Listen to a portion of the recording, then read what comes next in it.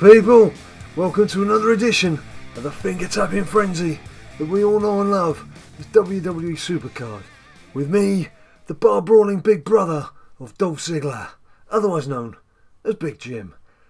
How have things been going in your world? Not been particularly rocking in our world. Still got problems here at BadLadDad HQ, still got builders crawling all over the place, so video making has not been easy, but I'm here again, just to have a little chat. WWE SuperCard. Now, first thing, King of the Ring. Well, actually, no. First thing, got to say congratulations again to Team BadLadDad. Well done on getting Shinsuke Nakamura secured for our respective teams. There he is. Obviously, still, well, better lock him for starters. And Dino, good grief. And Baron Corbin, I've still got to work on Baron Corbin. But yes, well done Team BadLadDad. No, I'm afraid you can't join Team BadLadDad. We've got a full loyal team. Zim was our MVP this time round. Well done Zim for top point scoring. And looking forward to the next team event. Doing very well on the team front so far. And as you can see, I haven't done broccoli either. It's not for the want of trying. It's just that it's not only difficult making the videos, it's difficult playing games. Without going into too much detail, we've still got a leak knocking around in our flat somewhere. We've still got the floors up in 2 rooms. The great minds of British Gas and Dino Plumbing, between the two of them, have taken 4 weeks to try and sort this out, and they still haven't done it. Still haven't done it. There's going to be problems. Not for me, for them. But for now, just want to get the job done. Then the complaints start. Right, let's get on to happier things. Much, much happier things. Having said that, it's not a happier thing. King of the Ring. You people doing your WrestleMania 33 Kings of the Ring, or King of the Rings. What would it be? King of the Rings, probably. I've not even looked at this match. See, I'm on 4-0 down. I've kind of given up. I had a great run at the start. Well, I had a decent run at the start. I got to 5 semi-finals on the bounce.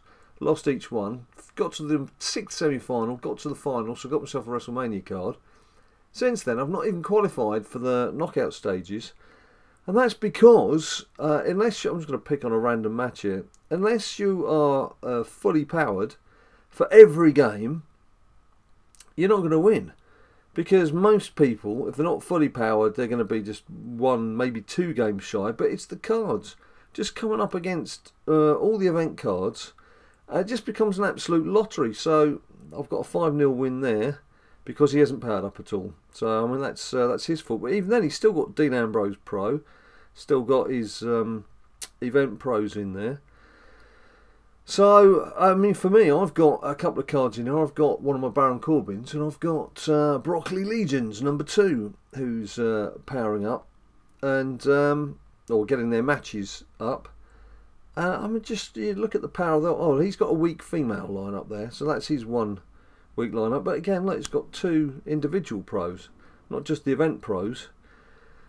So it's just impossible. It's just impossible unless you're prepared to either 1, make sure you've got enough powering up cards and energies to get yourself fully boosted for every match and be awake 24 hours a day so that you can boost them up. Or 2, which I'm assuming some people are doing, which is paying credits so that you're either powering up for an individual round or indeed you've got that manager thing that costs, what was it again? I mentioned this the other day and I've forgotten how much it cost. Was it 600? What do you have to do?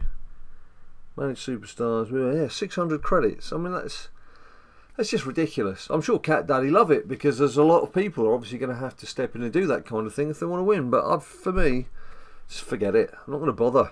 Not going to bother. Certainly not paying the credits, and there's no way I can stay awake 24 hours a day, even though I do my best, especially when there's sport to be watched or beer to be drunk. Anyway, that's that moan. What else have we got coming up? Oh, we don't know yet, do we? We've got a Ring Dommy Dim Dom. We don't know what the Ring Dommy Dim Dom event card is. What do you want? What do you hope it's going to be? I have to say, I've turned this into a bit of a whinge. It's not a rant. It's not a full-on... It's a kind of a whinge. It's about things in general. I found it very difficult to be motivated for the past weekend to do the Broccoli Legions or Brock Lesnar. Don't mix the two. To get that Road to Glory done. It was Was it a Road to Glory? Oh, jeez. It was a Ring Dommy Dim Dom, wasn't it? I can't remember. What was it? It was a Road to Glory. I found it very, very difficult to get motivated for that Broccoli Legion's Road to Glory. Because it's just another long grind. And two things really. One, I'm sick of being indoors where we've got all the carpets up and all the flooring up anyway. So I actually would prefer to be outdoors and just get away from all of this stuff. Because it's pretty depressing when you've been knocking around in it for 4 weeks. But secondly, the weather here in London was glorious. It was Bobby Roode glorious over last weekend. And the last thing I fancied doing was being stuck indoors doing a finger tapping frenzy. It's just all very samey. If you're new to the game, it's probably still quite exciting doing the Road to Glory and doing Ring Dommy Dim Dom. But after 3 years, certainly, of the Road to Glory, because that was obviously one of the original competitions, I'm not going to worry about winning this. I just want to power the cards up. So I don't care about the result. I just want to get the stats on the cards. Yeah, it was one of the originals, and it just goes on. It just goes on and on and on. And okay, if you've bought a few cards and you've got into that WrestleMania plus fairly quickly, it's not so arduous, because obviously you're going to find it easier to get through to the final card and pick it off. But when you've had to sort of work your way through to it, and you've had quite a few Road to Glories where you've got to the last couple of cards and you've needed to chain either the 1 point or 2 points if you can afford the doublers. It just gets a bit much, you know. It just gets a bit much. I'd prefer to see now something more along the lines of a 24-hour flash event, to be honest. 24-hour flash. I mean, there's other... Not only is there other things I'd like to be doing with my life, like living life and seeing some of the outside rather than just the inside. You know, there's other games you like to play. There's other things you like to do. There's places you want to go to. There's people you want to meet. There's stuff you want to get on with. And you can't just sit here tapping for 3 or 4 days doing these games.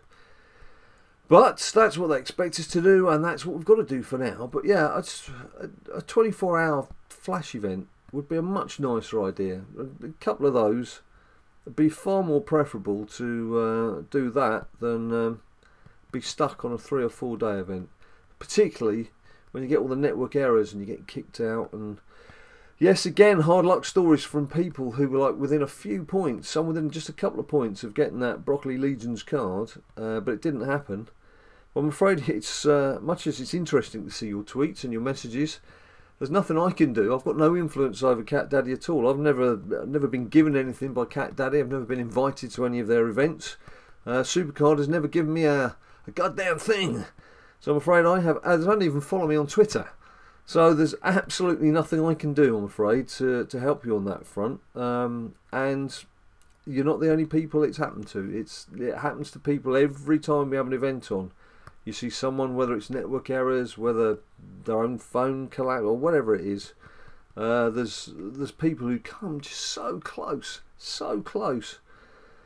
And I'm afraid that's the nature of the game. You can even be playing that final match, trying to get those final points, and you can win it, but if you're going past the deadline, the time deadline, it's not going to count. And it's soul-destroying, it's heartbreaking, I know.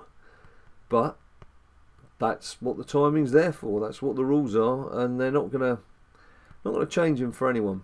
It might take them 3 months to reply to you as well, just to let you know they're not going to change the rules for anyone. But that's what it is. It is what it is. So let's just have a look. I mean, Broccoli, I've only just started, to be honest. So yeah, look, 4, 5. He's barely going. Bazza. Oh, Bazza's very close. So I will definitely have Bazza done by the start of the next event. In fact, I should concentrate on him, shouldn't I? So he doesn't need speed. He needs everything but a bit of speed. Yeah, what a great shake-up we've had. The Raw and SmackDown shake-up, and a lot of it went pretty much as our predictions went in BLD Beatdown. The one, rather than concentrating on all the things that did happen, the one thing that didn't happen, that was perhaps a bit of a surprise, was AJ Styles actually staying with SmackDown But then what a great match that was. Sami Zayn, Baron Corbin and AJ Styles on SmackDown. Baron Corbin found a bit of voice, doing a bit more of that, a bit more patter.